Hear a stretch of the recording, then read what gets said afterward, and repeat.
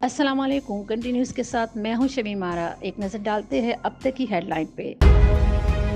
Chairman PTI Imran Khan ने खातून जज को धमकाने पर माफ़ी मांग ली। इस्लामाबाद हाई कोर्ट ने तौहीन अदालत केस में फर्द जुर्म की कार्रवाई मुअख्खर कर दी।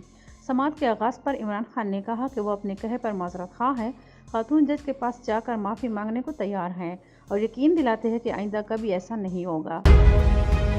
वज़ीर आला सिंध मुराद अली शाह का कहना है कि कश्मीर से सेवन तक तमाम अजला दरिया बने हुए हैं, पानी निकालने में 2 माह लगेंगे।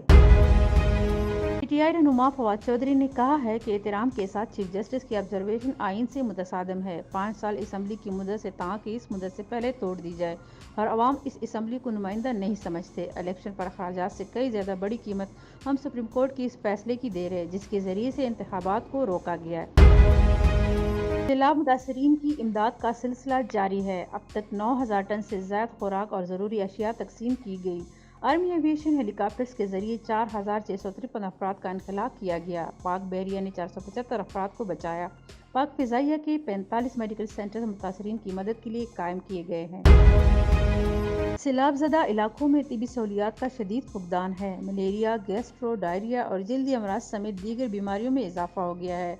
पिनवाकल में गैस्ट्रो के बायस 2 बच्चे जबाहक और अमवात की तादाद 20 हो गई है। चीफ जस्टिस उमर अता बंदियाल का कहना है कि अवाम ने अरकान असम्बली को 5 साल के लिए मुंतखब किया। पीटीआई पार्लियामेंट में किरदार अदा करे। चीफ जस्टिस उमर अता बंदियाल की सरबराही में 2 रुकनी बेंच ने तहरीक इंसाफ के अरकान असम्बली के मरहलावार इस्तीफों की मंजूरी के खिलाफ केस की समाअत की।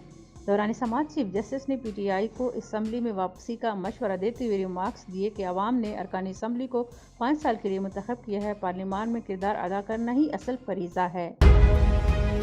ये थी अब तक की कंट्री न्यूज़ की ताज़ा तरीन हेडलाइन। मज़ीद खबरों और अपडेट्स के लिए देखते रहिए कंट्री न्यूज़।